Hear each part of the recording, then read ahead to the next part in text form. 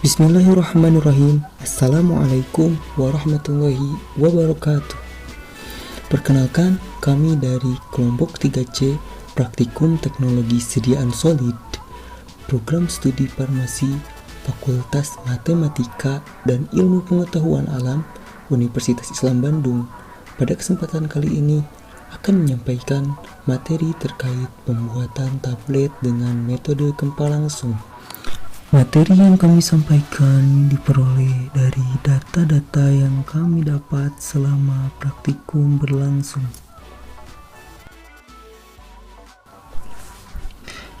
Anggota kelompok praktikum 3C terdiri dari Dona Indria Astuti, Laroy Batusna Fauzi, Ahmad Dahlan, Siti Nafisah Amani, Eva Oktaviani Sejati, Sri Nevi Indiani, dan Siti Aisyah Amini.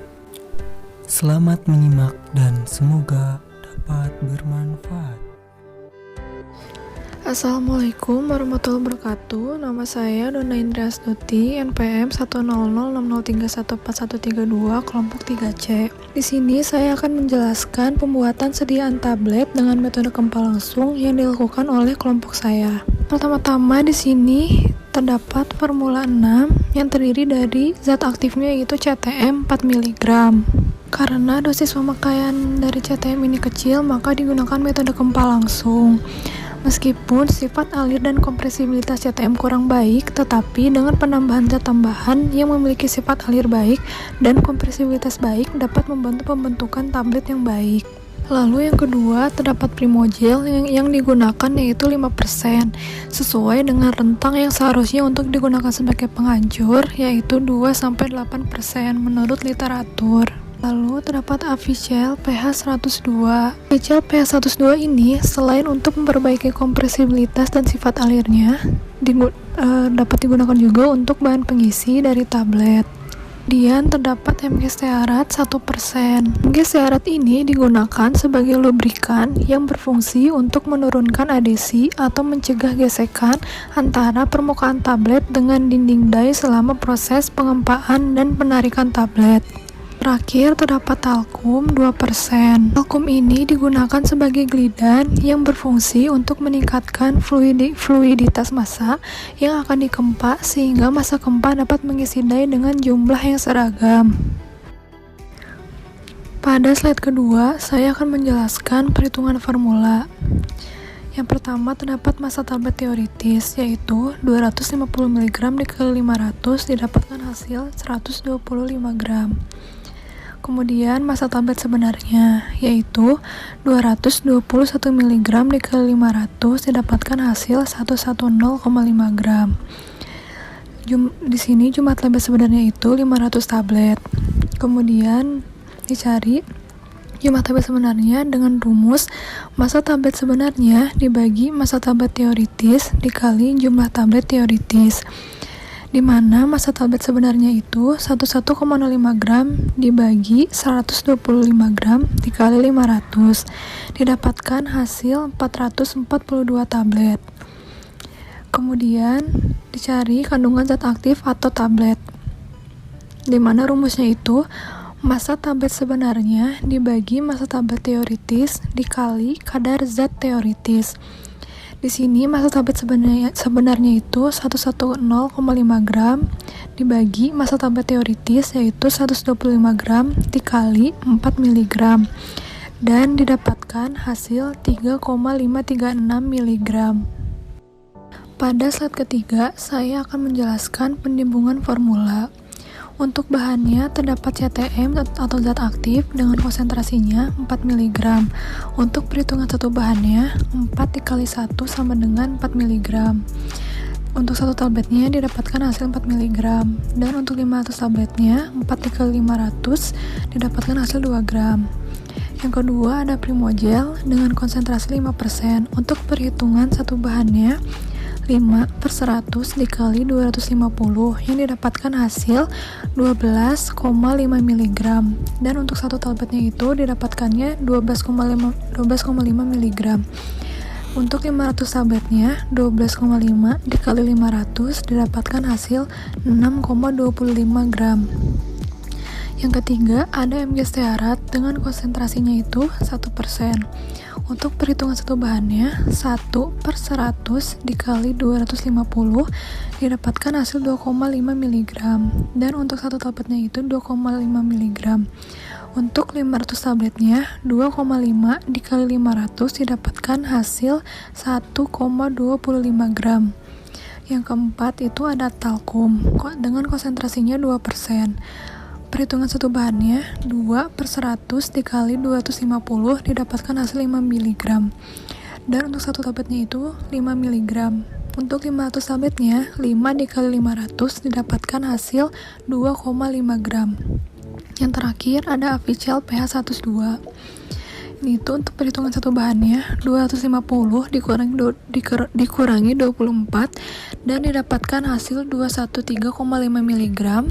Untuk satu tabletnya 226 mg dan 500 tabletnya itu 226 dikali 500 didapatkan hasil 113 gram. Untuk keseluruhan total formula ini pada satu tabletnya itu terdapat 250 mg dan 500 tabletnya itu 125.000 mg. Perkenalkan, saya Larui Batresna Pausi, NPM 10060317102. Selanjutnya akan menyampaikan prosedur pembuatan tablet dengan metode kempal langsung. Pembuatan tablet dengan metode kempal langsung terdiri dari dua langkah utama, yaitu yang pertama adalah pembuatan laktosa granulasi dan yang kedua adalah proses pencetakan dengan metode kempal langsung.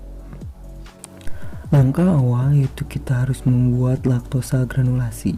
Pembuatan laktosa granulasi harus disiapkan bahan-bahannya yaitu PPV sebagai pengikat, etanol 95% sebagai pelarut, dan laktosa sebagai pengisi. Selanjutnya, larutkan PVV dengan etanol sampai terlarut. Kemudian, masukkan laktosa ke dalam wadah atau plastik yang sudah disiapkan. Yang selanjutnya, tambahkan PPP yang sudah dilarutkan tadi ke dalam wadah atau plastik yang berisi laktosa. Setelah itu, aduk sampai terbentuk massa yang dapat dikepal dan dapat dipatahkan. Setelah selesai, massa granul diayak menggunakan mesh nomor 16 hingga terbentuk granul-granul. Langkah selanjutnya yaitu keringkan menggunakan oven dengan suhu 60 derajat Celcius selama 5 menit. Jika sudah, langsung granul diserbukan kembali dan akan dilanjutkan. Setelah selesai membuat laktosa granulasi, langkah selanjutnya yaitu proses pencetakan dengan metode kempal langsung. Yang harus dilakukan adalah mencampurkan CTM sebagai zat aktif ke dalam wadah atau plastik yang berisi laktosa tergranulasi yang sudah kita buat tadi. Selanjutnya, tambahkan starch 1500 sebagai penghancur ke dalam laktosa tergranulasi. Kemudian, plastik atau wadah ditutup, lalu dimasukkan ke dalam alat untuk melakukan proses mixing atau pencampuran. Sebelum proses mixing atau pencampuran dimulai, alat diatur terlebih dahulu kecepatan dan waktunya. Kemudian, klik tombol start jika semua sudah teratur. Proses mixing dilakukan selama 15 menit sampai semua bahan tercampur homogen. Setelah itu, dilakukan proses mixing kembali dengan mencampurkan magnesium stearat sebagai lubrikan dan talkum sebagai glidan. Lakukan proses mixing sampai homogen. Selesai, bisa dilakukan evaluasi tablet. Bismillahirrahmanirrahim. Assalamualaikum warahmatullahi wabarakatuh. Jadi di sini saya Ahmad Dahlan. Di sini saya akan memaparkan tentang evaluasi granul. Evaluasi granul sendiri itu terbagi menjadi 3. Itu ada uji kadar air, sifat alir, dan juga BJ atau bobot jenis. Bobot jenis itu terbagi lagi menjadi 4. Yang pertama ada BJ nyata atau BJ sejati, yang kedua BJ manfaat, yang ketiga itu angka Hausner, dan yang keempat itu sen kompresibilitas. Baik, yang pertama itu ada uji kadar air. Jadi uji kadar air ini tujuannya dilakukan itu untuk menentukan kadar air di dalam massa serbuk tersebut. Jadi prinsipnya itu dia bagaimana? Jadi prinsipnya itu dia menetapkan kadar air di dalam kandungan massa serbuk berdasarkan proses pemanasan, atau dalam kata lain berdasarkan proses gravimetri. Nanti bobot yang hilang air itu adalah bobot kandungan air yang hilang itu adalah kadar air kadar air dalam serbuk akibat pemanasan tadi. Jadi itu prinsipnya, dan sekarang adalah prosedur kerjanya. Jadi prosedur kerjanya itu yang pertama menyiapkan alat yang bernama Moisture Analytical Balance dengan cawan sampel yang telah bersih, atau biasanya orang-orang cawannya itu sudah disiapkan di Moisture Analytical Balance-nya. Jadi lalu sampelnya itu ditimbang sebanyak 5 atau 10 gram. Lalu dilakukan uji. Setelah kita melakukan uji Moisture Analytical Balance, itu didapatkan hasilnya yaitu kadar air serbuk 2,3%.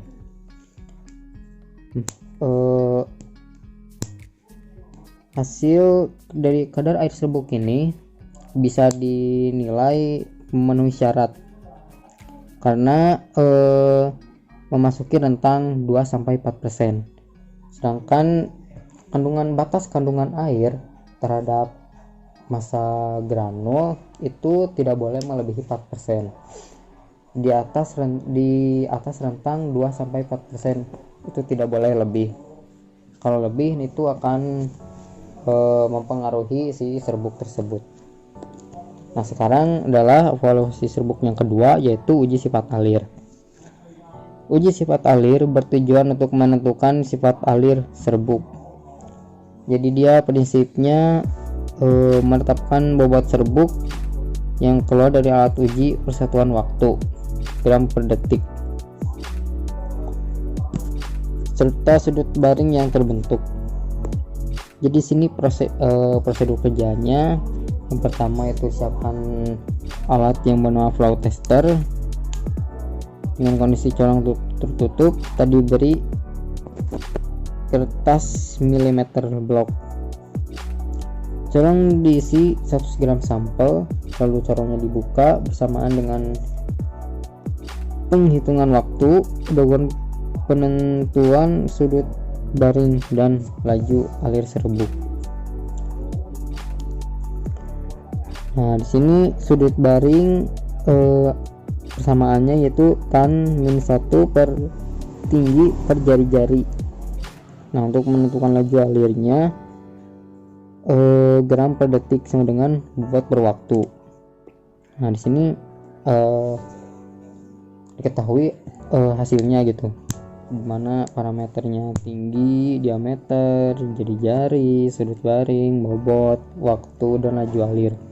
Di sini tingginya 4,5 cm, diameternya 12, jari-jarinya 6, sudut baring 36,87, bobot 10,005, dan waktu 5,9 detik, laju alir 1,70.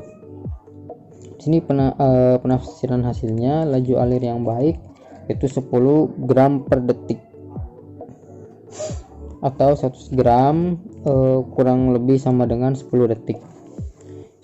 Sedangkan sudut baring yang baik yaitu 25 sampai 30 derajat.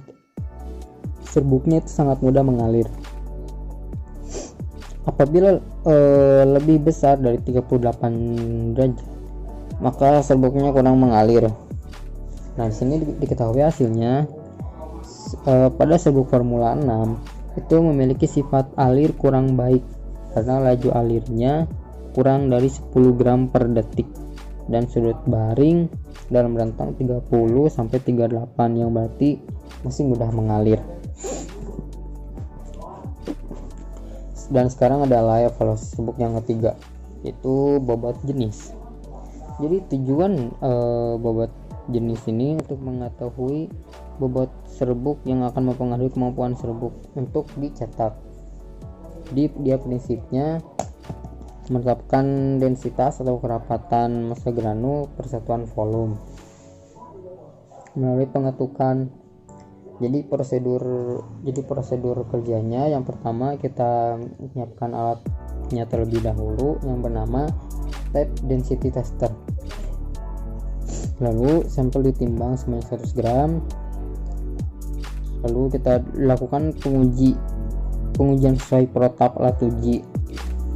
Setelah itu dihitung BG nyata, BG mampat, BG sejati, kadar pemampatan, perbandingan houseness, serta persen kompresibilitas. Di sini untuk bobot jenis nyata itu 30 gram, seberat 30 gram, lalu volumenya itu 99 mili, dan di sini ada Rho itu, kalau tidak salah Rho itu massa jenis. Sejenisnya itu 0,303. Sedangkan 500 kali ketukan itu didapatkan hasilnya yaitu 30 gram, volumenya 54, massa jenisnya 0,556. Dan untuk 750 kali ketukan itu sama 30 gram, volumenya 79 dan juga 0,38 sejenis, massa jenisnya 0,38. Di sini ada pola perhitungan massa jenis, yaitu W gram per volume mili.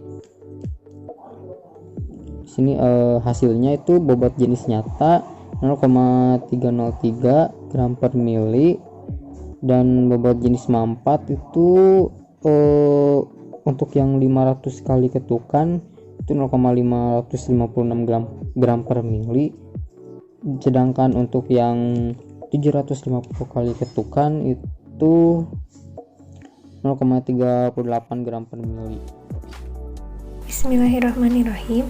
Perkenalkan, nama saya Siti Nafisa Amani, NPM 104. Di sini saya akan menjelaskan evaluasi bobot jenis sejati hingga persen kompresibilitas.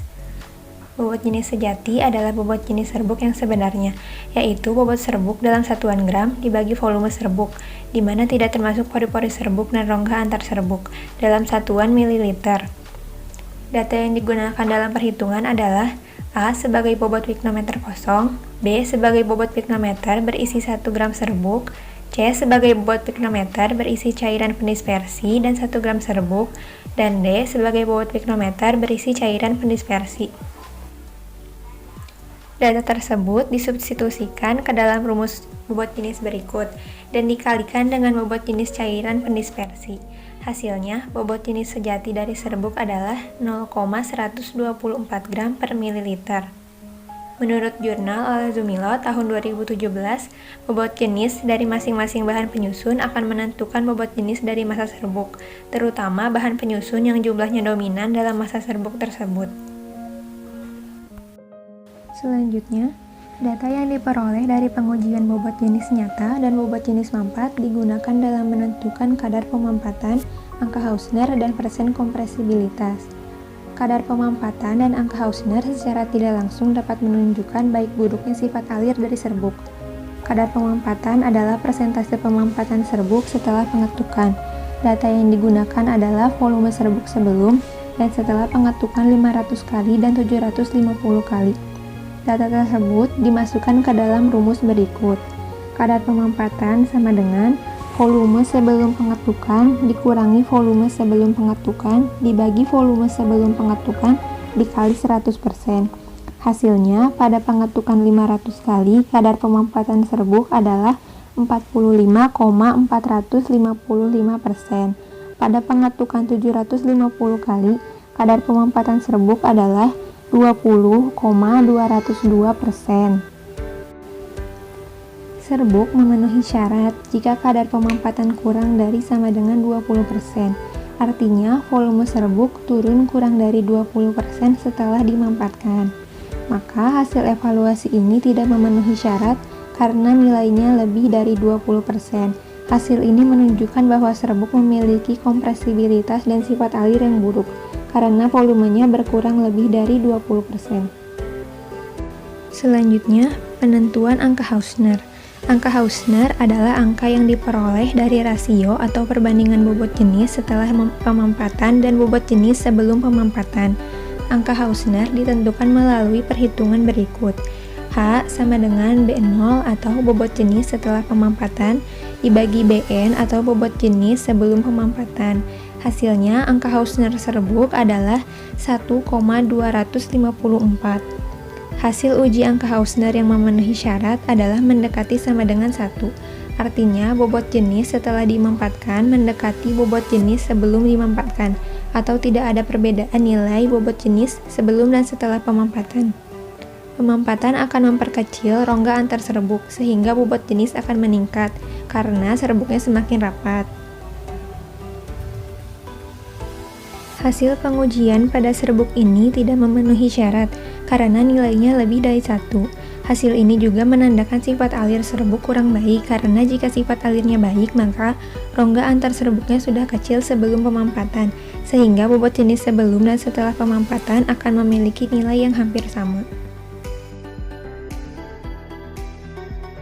Persen kompresibilitas adalah persentase dari kemampuan serbuk untuk dimampat cetakan menjadi sediaan tablet. Persen kompresibilitas juga dapat menentukan sifat alir. Data yang digunakan dalam perhitungan adalah bobot jenis mampat serbuk pada pengetukan 750 kali dan bobot jenis nyata serbuk. Persen kompresibilitas ditentukan melalui perhitungan bobot jenis mampat dikurangi bobot jenis nyata dibagi bobot jenis mampat lalu dikali 100%. Hasilnya, serbuk memiliki persen kompresibilitas 20,263%. Berdasarkan tabel penafsiran hasil di sebelah kanan, serbuk yang diuji memiliki sifat alir cukup baik karena persen kompresibilitas berada dalam rentang 16-20%. Persen kompresibilitas berhubungan dengan sifat alir, karena kemampuan serbuk untuk dimampat cetakan tidak hanya bergantung pada tekanan untuk menekan serbuk, tapi juga sifat serbuk untuk mengalir dan mengisi rongga udara antar serbuk. Ketika serbuk dimampat cetakan, serbuk akan terdorong untuk mengisi rongga antar serbuk. Pada serbuk yang mengalir dengan baik, rongga di sekitar serbuk akan lebih kecil, sehingga ketika dimampat cetakan, persen kompresibilitas serbuk akan lebih kecil, karena rongga yang harus diisinya lebih sedikit. Menurut jurnal oleh Zumilo tahun 2017, sifat alir serbuk juga dipengaruhi oleh sifat alir dari masing-masing bahan. Bismillahirrahmanirrahim.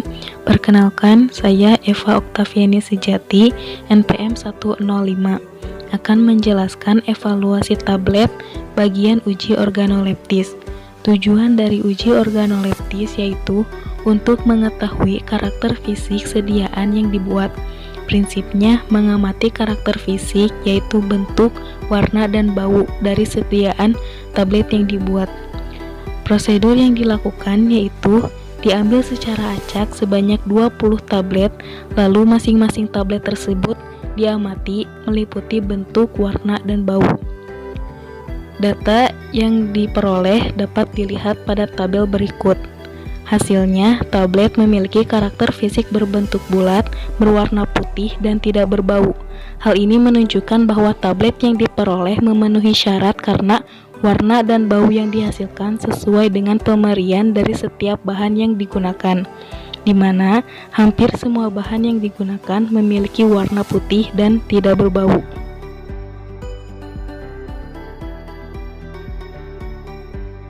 Uji keseragaman ukuran bertujuan untuk mengetahui keseragaman ukuran dari tablet yang dibuat berdasarkan diameter dan ketebalan tablet. Prinsipnya melihat keseragaman dari proporsionalitas antara diameter dan ketebalan tablet yang dibuat. Alat yang digunakan adalah micrometer scale atau jangka sorong. Prosedur yang dilakukan yaitu disiapkan micrometer scale atau jangka sorong dalam keadaan bersih, kemudian diambil secara acak sebanyak 20 tablet, lalu diukur diameter dan tebal tablet dengan cara satu persatu tablet yang akan diukur dijepit oleh jangka sorong, kemudian dilihat angka yang tertera pada jangka sorong tersebut, kemudian ditentukan rata-ratanya.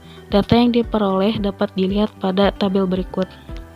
Hasilnya, diameter rata-rata tablet adalah 0,86525 cm, lebar rata-rata tablet yaitu 0,522 cm, batas atasnya adalah 1,566 cm, batas bawahnya yaitu 0,696 cm, sehingga rentang diameter tablet dari 0,696 sampai 1,566 cm.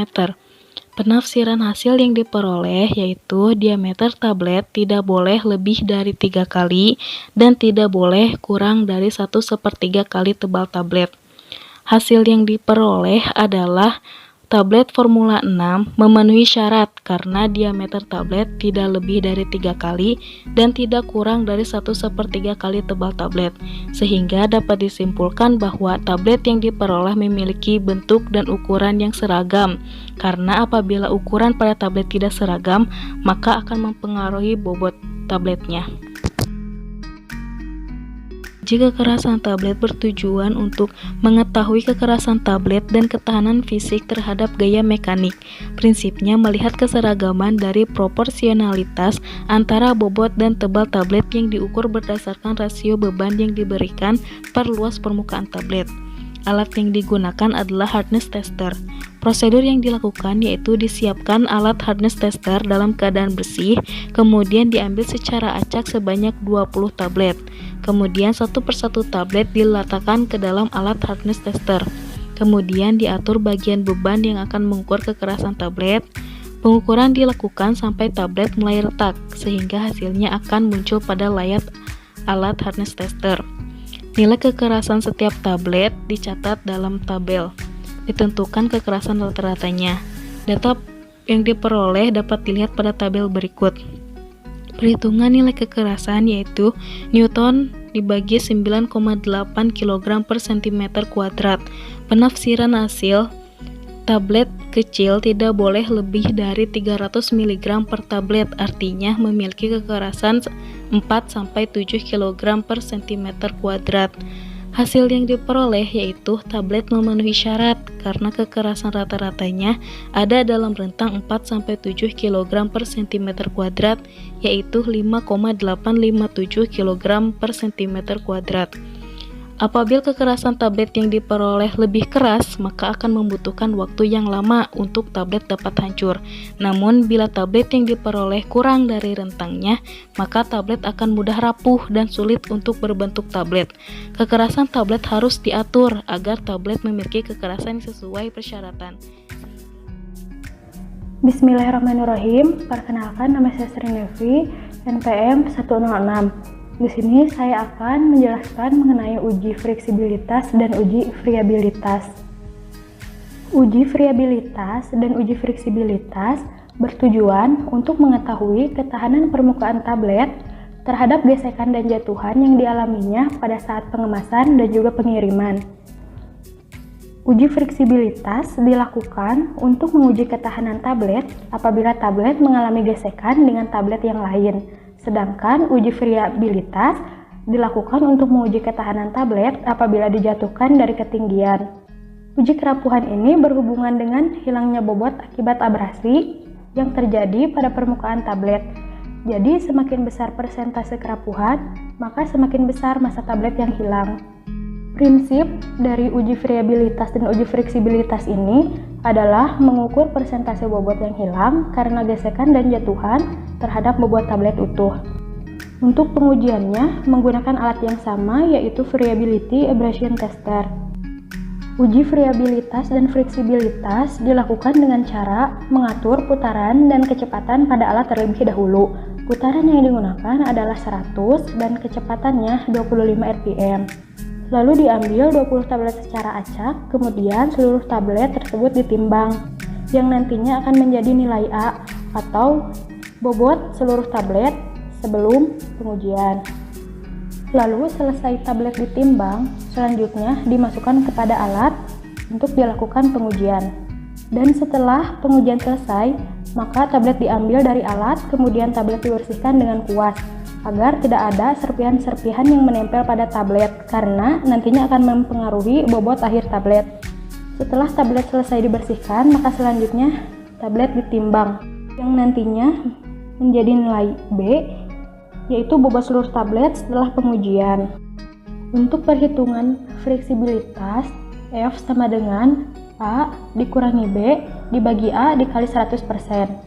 Nilai A-nya yaitu bobot seluruh tablet sebelum pengujian yaitu 4,899 dikurangi B yaitu nilai bobot setelah pengujian yaitu 4,898 dibagi nilai A yaitu 4,899 dikali 100%. Hasilnya adalah 0,02%.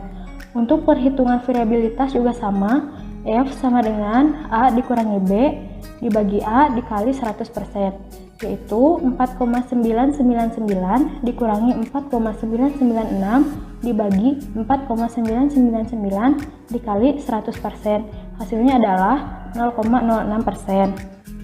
Penafsiran hasilnya yaitu bobot yang hilang setelah pengujian tidak boleh lebih dari 1%. Hasil yang didapat itu memenuhi persyaratan karena bobot yang hilang tidak lebih dari 1%. Nilai fleksibilitasnya 0,02% dan nilai variabilitasnya 0,06%.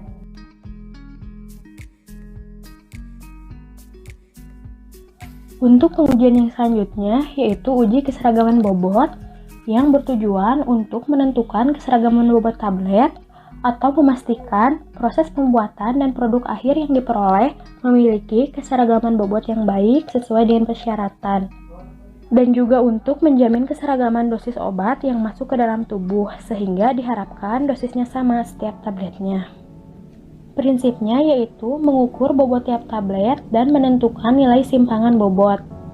Untuk cara pengujiannya menggunakan alat analytical balance, jadi diambil secara acak 30 tablet, lalu ditimbang dari tablet 1 sampai tablet 30.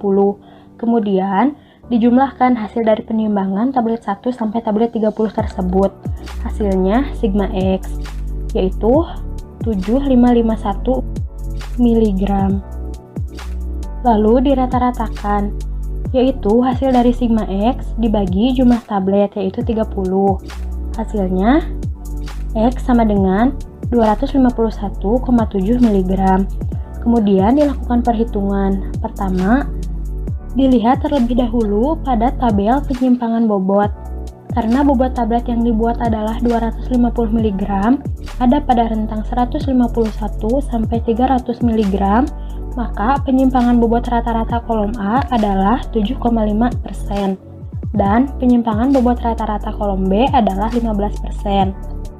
Untuk perhitungan kolom A, 7,5% dikali rata-rata 30 tablet, yaitu 251,7 mg sama dengan 18,8775 mg.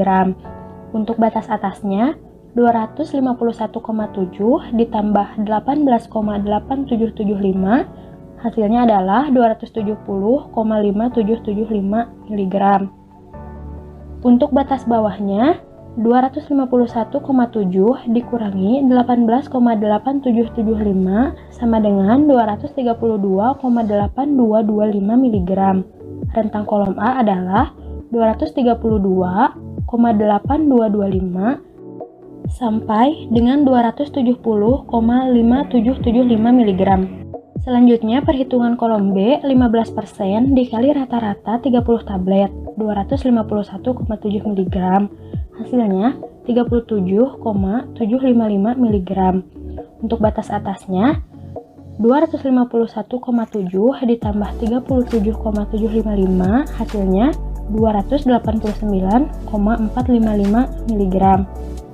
Untuk batas bawahnya 251,7 dikurangi 37,755 sama dengan 213,945 mg. Rentang kolom B adalah 213,945 sampai dengan 289,455 mg. Hasil untuk kolom A ada 7 tablet yang menyimpang, yaitu dengan bobot 221 gram, 223 gram, 223 gram, 224 gram, 230 gram, 285 gram, dan 290 gram. Hasil untuk kolom B ada 1 tablet yang menyimpang, yaitu dengan bobot 290 gram. Penafsiran hasilnya, tidak boleh ada 2 tablet yang masing-masing menyimpang lebih besar dari harga yang ditetapkan pada kolom A 7,5% dari bobot rata-rata, dan tidak boleh ada 1 tablet pun yang menyimpang lebih dari harga pada kolom B 15%. Hasilnya, tablet ini tidak memenuhi syarat karena ada lebih dari 2 tablet yang masing-masing menyimpang lebih besar dari harga yang ditetapkan pada kolom A 7,5% dari bobot rata-rata, dan ada 1 tablet yang menyimpang lebih dari harga pada kolom B 15%.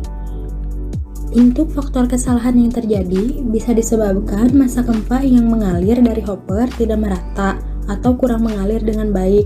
Bisa disebabkan karena kurangnya konsentrasi gelidan yang digunakan.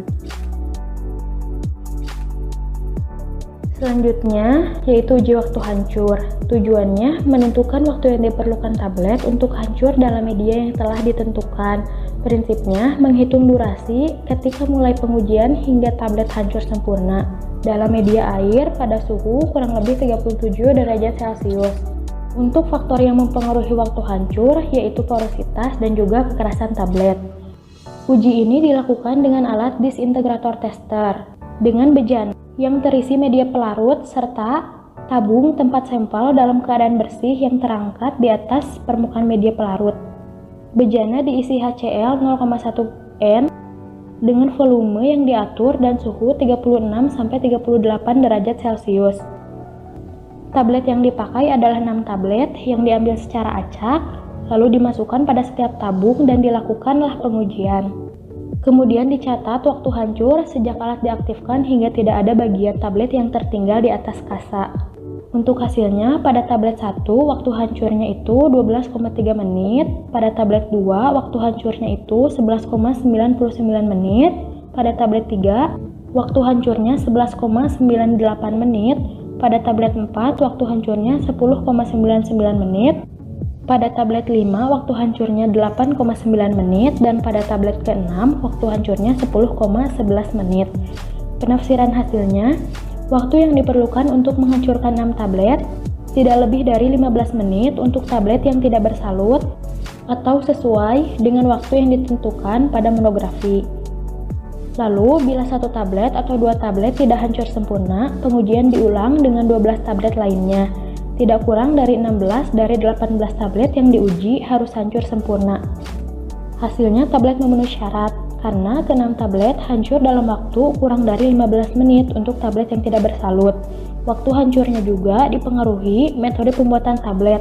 Karena tablet ini dibuat dengan metode gempa langsung, maka waktu hancurnya juga akan cepat, karena pada saat pembuatan tidak ada proses granulasi, sehingga tablet akan langsung hancur menjadi serbuk.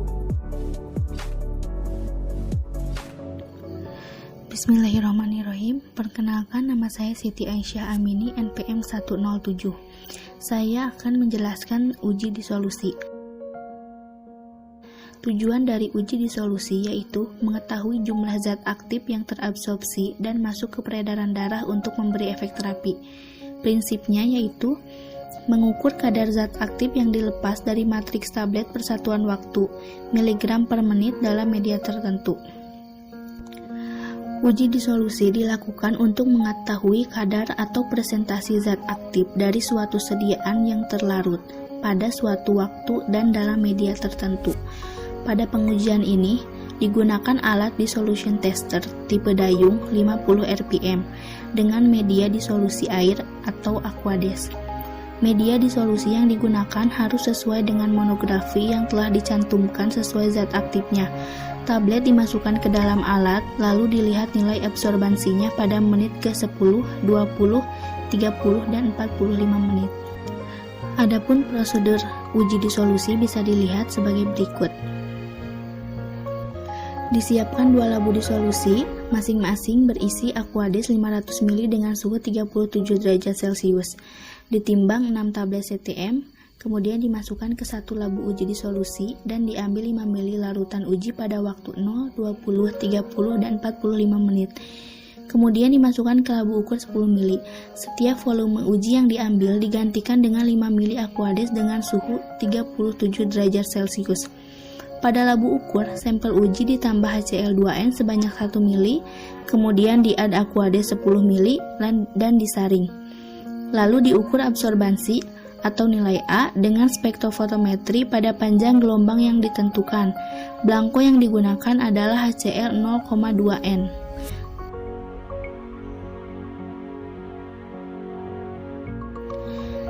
Hasil absorbansi dicantumkan dalam tabel berikut. Nilai absorbansi dikalikan dengan faktor pengenceran yaitu 2 dan disubstitusikan sebagai Y ke dalam persamaan garis lurus berikut untuk menentukan kadar zat aktif yang terdisolusi. Pada T45 menit, kadar CTM selarut adalah 16,92 mg per 500 ml. Selanjutnya ditentukan persen kadar CTM terlarut pada T45 menit menggunakan rumus persen kadar sama dengan kadar pada T45 menit dibagi kadar teoritis dikali 100%, dan didapat hasil kadar CTM terdisolusi adalah 70,5%. Penafsiran hasil uji disolusi. Dalam waktu 45 menit harus larut tidak kurang dari 75% Ki klorfeniramin maleat dari jumlah yang tertera di etiket. Untuk 6 tablet terdapat Ki gabungan sama dengan 10%, maka kadar penerimaan tablet klorfeniramin maleat menjadi 75% ditambah 10% sama dengan 85%. Nilai Ki adalah syarat presentasi zat aktif yang harus keluar dari dalam lambung dan masuk ke dalam peredaran darah. Adapun hasil yang didapat ialah tablet Formula 6 tidak memenuhi syarat karena pada T45 menit kadar klorfeniramin maleat yang terdisolusi kurang dari 85%. Faktor yang menyebabkan hasil uji disolusi tidak memenuhi syarat yaitu bisa saja karena zat aktifnya terikat pada matriks tablet atau bobot tabletnya kurang sehingga zat aktifnya lebih sedikit, atau bisa juga karena zat aktif tidak tercampur dengan homogen. Analisis pertimbangan formula. Zat aktif yang digunakan ialah CTM, klorfeniramin maleat. Ialah zat aktif yang memiliki khasiat meredakan gejala alergi dengan mekanisme sebagai antagonis resisten H1. Dibuat dalam bentuk tablet karena dosis yang dipilih sesuai dengan efek terapeutik yang diinginkan. Metode pembuatan tablet yang digunakan ialah metode gempa langsung karena dosis pemakaian dari CTM kecil.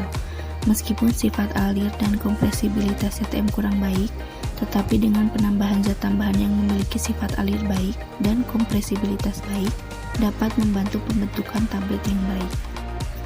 Zat tambahan yang digunakan ialah Primogel, Avicel pH 102, magnesium stearat, dan talc. Primogel merupakan serbuk dengan aliran yang baik yang digunakan sebagai penghancur pada pembuatan tablet dengan metode gempa langsung atau granulasi basah. Meskipun keefektifan kebanyakan penghancur dipengaruhi oleh eksipien hidrofobik seperti lubrikan, tetapi tidak berlaku untuk keefektifan Primogel. Meningkatnya tekanan kompresi tablet juga tidak mempengaruhi waktu hancur. Avicel digunakan sebagai bahan pengisi dan pengikat. Magnesium stearat digunakan sebagai lubrikan yang berfungsi untuk menurunkan adhesi atau mencegah gesekan antara permukaan tablet dengan dinding die selama proses pengempaan dan penarikan tablet. digunakan di dalam formulasi sebagai lubrikan dengan konsentrasi antara 0,25 sampai 5%. Talc digunakan sebagai glidan 1-10%, berfungsi untuk meningkatkan fluiditas massa yang akan dikempa sehingga massa gempa dapat mengisi dai dengan jumlah yang seragam. Kemudian analisis pertimbangan wadah. Kemasan primer, bentuk kemasan, botol, bahan kemasan polipropilen. Kemasan yang dipilih adalah botol plastik putih dengan jenis polimer polipropilen. Jenis kemasan ini dipilih karena menurut Departemen Kesehatan Republik Indonesia tahun 2014, CTM harus disimpan dalam wadah tertutup rapat dan tidak tembus cahaya. Polipropilen memiliki kekuatan dan ketahanan abrasi lebih baik dari polimer polietilen. Sifatnya juga lebih resisten terhadap uap air dan sering difungsikan sebagai kotak obat.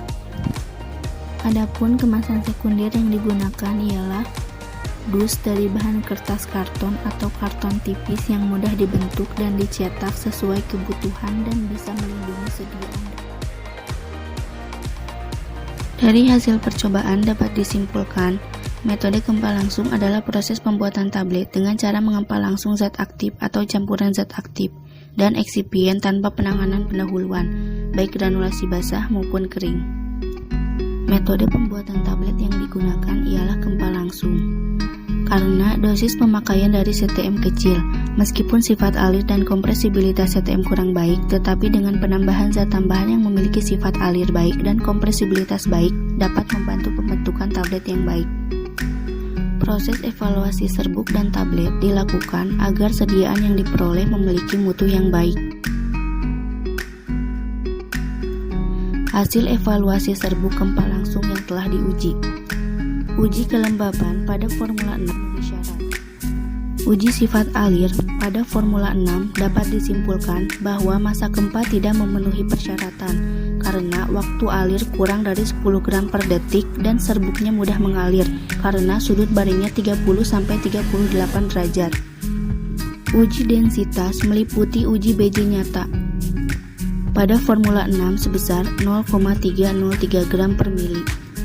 BJ mampat pada Formula 6 dengan tekanan 500 sebesar 0,556 dan pada tekanan 750 sebesar 0,38 gram per mili. BJ sejati pada Formula 6 sebesar 0,124 gram per mili. Kadar pemampatan pada Formula 6 pada tekanan 500 didapatkan hasil 45,455% dan pada tekanan 750 sebesar 20,202%.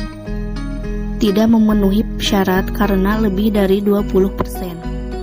Angka Hausner pada Formula 6 tidak memenuhi syarat karena tidak sama dengan 1. Persen kompresibilitas pada Formula 6 memenuhi syarat karena ada di rentang 21-25%. Hasil evaluasi pada tablet dilakukan 7 pengujian yaitu uji organoleptis yang memenuhi syarat karena tablet memiliki ukuran, bau, dan warna yang sama. Uji keseragaman ukuran pada Formula 6 memenuhi syarat karena diameter rata-rata tablet ada dalam rentang 0,696 sampai 1,566 cm. Uji kekerasan pada Formula 6 dapat disimpulkan bahwa tablet memenuhi syarat karena kekerasannya masuk ke rentang 4-7 kg per cm kuadrat. Uji friabilitas dan fleksibilitas memenuhi syarat karena bobot yang hilang saat pengujian kurang dari 1%. Uji keseragaman ukuran bobot tidak memenuhi syarat karena terdapat lebih dari 2 tablet yang bobotnya menyimpang dari kolom A dan terdapat tablet yang bobotnya menyimpang dari kolom B. Uji waktu hancur pada Formula 6 memenuhi syarat karena ke-6 tablet hancur dalam waktu kurang dari 15 menit.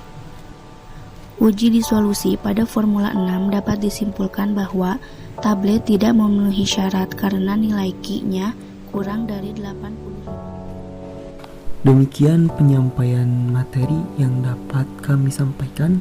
Mohon maaf bila masih banyak terdapat kekurangan. kekurangan dan kesalahan.